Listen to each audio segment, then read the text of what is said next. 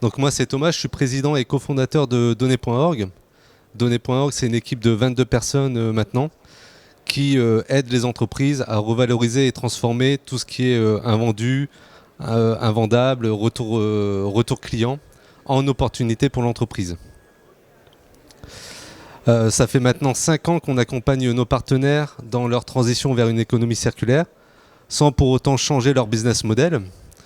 Et on fait ça en intégrant des actions RSE à fort impact dans leur gestion de stock. Donc c'est important parce que la durabilité et l'impact environnemental, c'est des enjeux majeurs pour les entreprises aujourd'hui. Et je trouvais ça important de montrer qu'on pouvait avoir beaucoup d'impact sans forcément investir beaucoup de moyens. Donc quand je parle d'action RSE, je fais référence à la responsabilité sociétale des entreprises qui vise à inciter les entreprises à avoir des pratiques commerciales durables et responsables. Et ce en s'appuyant sur 3 gros piliers qui sont l'impact économique, l'impact environnemental et surtout l'impact sociétal. Mais bon, je pense que je vous apprends rien parce qu'en France, on investit beaucoup de moyens dessus. D'ailleurs, selon le rapport EcoVadis, la France a montré son excellence vu que les entreprises se classent dans le top 3 mondial des entreprises en termes de performance RSE. Le classement EcoVadis, c'est une référence dans l'évaluation des pratiques. Et c'est important d'être bien noté pour renforcer la notoriété de l'entreprise. D'autant plus qu'il y a de plus en plus de partenaires qui accordent de l'importance aux pratiques responsables. D'ailleurs, même côté consommateur, il y a ce chiffre qui est énorme, qui montre que même côté consommateur, en fait, les gens apportent de l'importance aux critères de développement durable durant leurs achats. Donc, le rapport EcoVadis, il s'appuie sur plusieurs critères. Et sans remettre en cause le succès de ces entreprises, je voulais montrer qu'il était important de challenger 2 points. D'une part, c'est l'impact sociétal, en fait. C'est vrai que dans le critère, c'est fort tourné vers l'entreprise en elle-même et ses salariés. Alors que dans le monde de la RSE, l'impact sociétal, ça englobe beaucoup plus de choses. Et le deuxième point, c'est la taille des entreprises. Donc on voit que c'est quand même assez diversifié, mais pour autant, ça s'adresse uniquement aux grosses entreprises. Je comprends que ça peut complexifier l'évaluation et la mesure. Pour autant, si on veut être plus juste, je pense qu'on peut encore progresser, et notamment à travers 2 axes d'amélioration. Le premier, c'est vrai que c'est les plus grosses entreprises qui ont été évaluées. Et on sait qu'elles ont plus de facilité à mener des actions RSE parce qu'elles ont plus de moyens humains et plus de moyens financiers. Pour autant, ça représente que 5% du paysage. Donc je pense que pour une meilleure évaluation, il faudrait inclure l'ensemble de l'écosystème. Et le deuxième point, c'est que si on regarde de plus près à quoi servent ces projets RSE, on voit que déjà, il y a très peu de directions qui accordent une place stratégique à la RSE. Et que principalement, les actions RSE qui sont menées, c'est par des collaborateurs qui font ça en mode intrapreneuriat, c'est-à-dire qu'ils vont dégager du temps en plus de leur mission principale pour essayer de démarrer des actions. Et la plupart du temps, les actions qui sont menées, c'est plus pour de la mise en conformité. Alors nous, on s'est posé la question, comment on fait pour que la RSE, ça soit pas juste un outil de com ou alors utilisé pour suivre une réglementation. On s'est rendu compte en fait que si on voulait combattre les idées reçues sur la RSE, il fallait vite montrer que c'était synonyme de compétitivité, de rentabilité et surtout créateur de richesse pour l'entreprise. D'autant plus qu'on s'est rendu compte à travers tous nos rendez-vous, on fait à peu près une vingtaine de rendez-vous par mois avec des entreprises de toute taille et de toute industrie. En fait, on s'est rendu compte que la RSE, c'était vraiment un sujet d'actualité. C'était plus un sujet avant-gardiste, c'était vraiment d'actualité et les gens ont vraiment envie de s'y mettre et d'accélérer dessus. Alors, qu'est-ce qui freine les entreprises ? Justement, c'est une question que j'aime bien poser. Est-ce que parmi vous, il y a encore des entreprises qui n'ont pas encore de projet RSE en cours ? Bon, tant mieux, c'est encourageant. En tout cas, je pense que vous allez vous reconnaître dans la slide suivante, parce que lors de nos premiers rendez-vous avec nos partenaires, c'est ce qu'on essaye d'identifier en fait. Quels sont les freins, quelles sont les idées reçues. Et il y a 2 grosses idées reçues. La première, c'est de dire en fait, si on veut mener à bien un projet RSE, ça va coûter du temps à l'entreprise et ça va coûter de l'argent. Et la deuxième idée, c'est que plus le projet va grossir et plus on va essayer de l'industrialiser, mais en fait ça va coûter de plus en plus de monde et de plus en plus d'argent. Et bien ça c'est faux. Je vais vous montrer comment on peut engager des actions RSE à fort impact sans forcément dépenser beaucoup d'argent. Et mieux en fait c'est comment on va maximiser cet impact tout en minimisant les coûts et en étant rentable.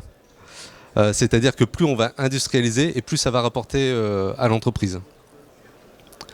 Alors le premier geste, nous qu'on préconise, c'est d'abord de regarder dans ses stocks. Parce qu'on a forcément des produits qui sont devenus obsolètes, des retours clients, des invendables, de la matière première qui dort et qui a encore de la valeur économique pour l'entreprise. Chaque année en France, c'est 4 milliards d'euros de produits qui dorment dans les entrepôts. Et le pire dans tout ça, c'est que plus de 15% d'entre eux ne seront jamais utilisés une première fois. Donc nous, c'est vraiment ce qu'on préconise chez Données.org, c'est de dire, vous souhaitez démarrer un projet RSE sans forcément investir énormément de temps et énormément d'argent. Le premier geste à avoir, c'est d'identifier toutes les ressources inexploitées dans vos stocks et on va pouvoir les transformer en impact. Comment on les transforme en impact ? Il y a 3 solutions. C'est les 3 solutions les plus utilisées aujourd'hui. La première solution, c'est le recyclage.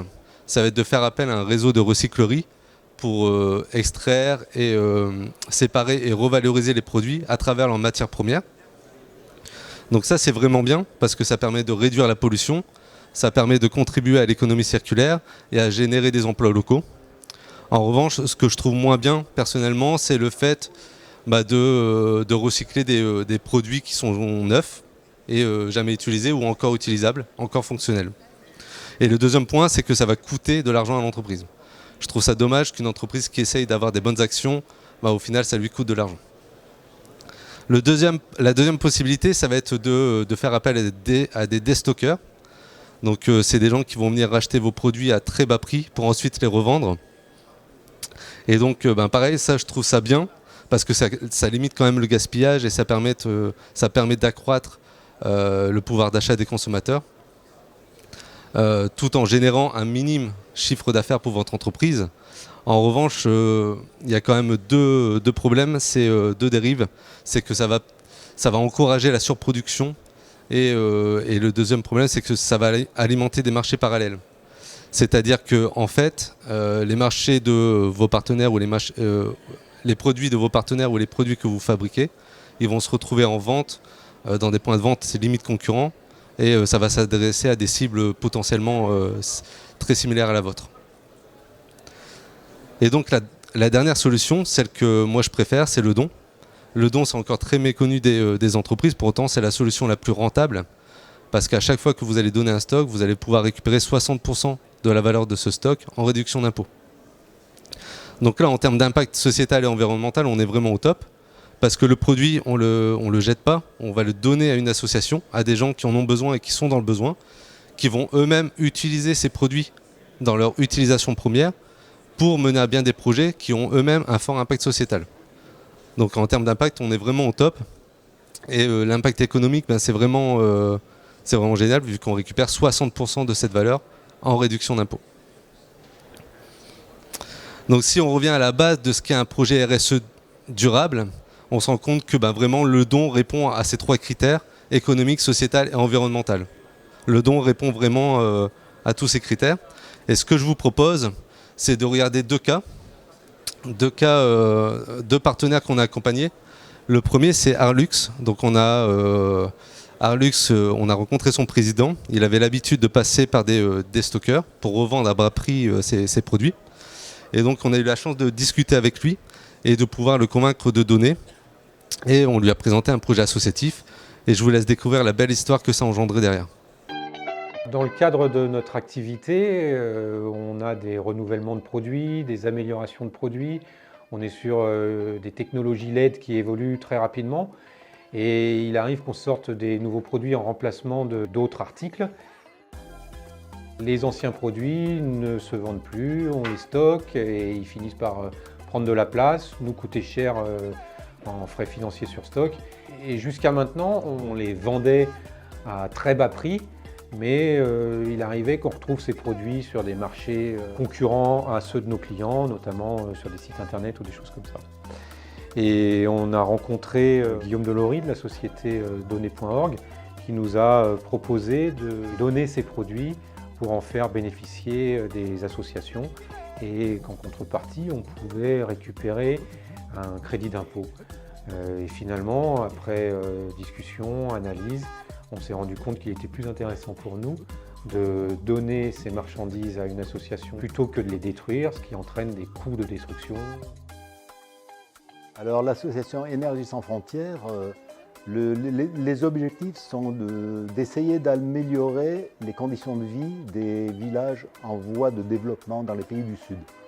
Le don s'est passé il y a environ 3 semaines. Et nous avons reçu des projecteurs muraux à LED avec des détecteurs de mouvement. Et c'est un don qui correspond à une somme d'environ 2 200 €. Déjà, la semaine prochaine, il y a un conteneur qui part qui va en emporter au Sénégal. Début d'année prochaine, il y a un autre conteneur qui va partir à Madagascar. Donc il y en aura aussi dedans. Et ensuite, il y aura normalement le Laos et puis ensuite le Vietnam. Je sais que moi, je partage souvent l'expérience donnée.org avec des clients parce qu'on a toutes les entreprises ont des problématiques de stock. Donc très satisfait de la coopération avec donnée.org.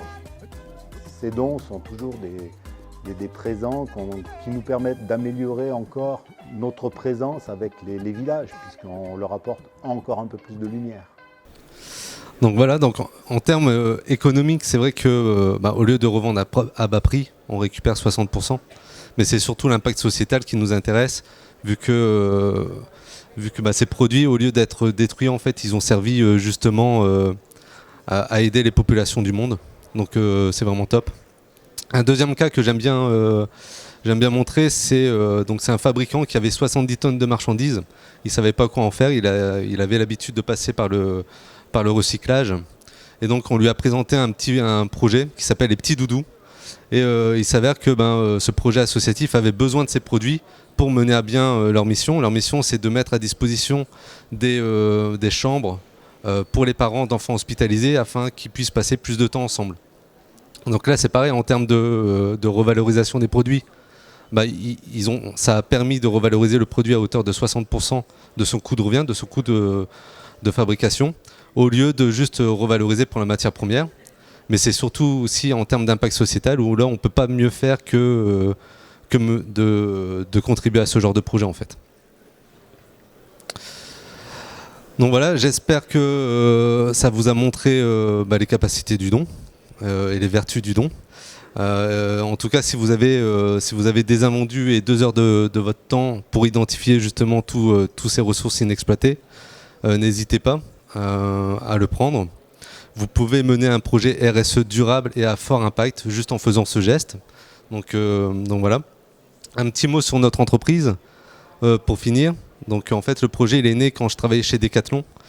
Bien avant la loi AGEC, on avait cette problématique aussi de retour client qu'on était obligé de reclasser en défectueux, malheureusement.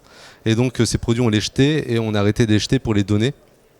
Donc nous maintenant on a industrialisé ce geste, on a automatisé toute cette procédure pour la mettre à disposition de tout le monde, que vous soyez un entrepôt ou juste un magasin.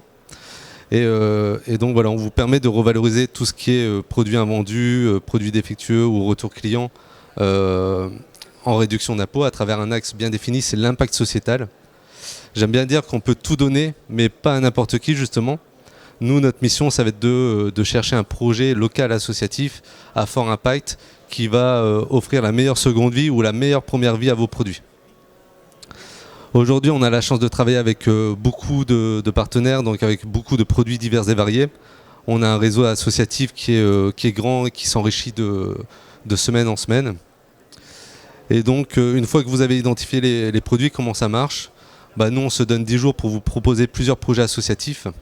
Vous sélectionnez le projet associatif que vous souhaitez soutenir et ensuite on prend en charge la logistique et après la livraison on vous donne le dossier administratif et fiscal associé, c'est-à-dire la réduction d'impôt plus un petit feedback de l'association sous forme de photos, de vidéos. Et dernier point, c'est qu'on est sans abonnement, sans engagement. Si au cours de l'année vous rencontrez qu'une seule fois cette problématique, tant mieux, vous nous appelez qu'une seule fois et le reste du temps on se donne des nouvelles à travers les associations, tout simplement.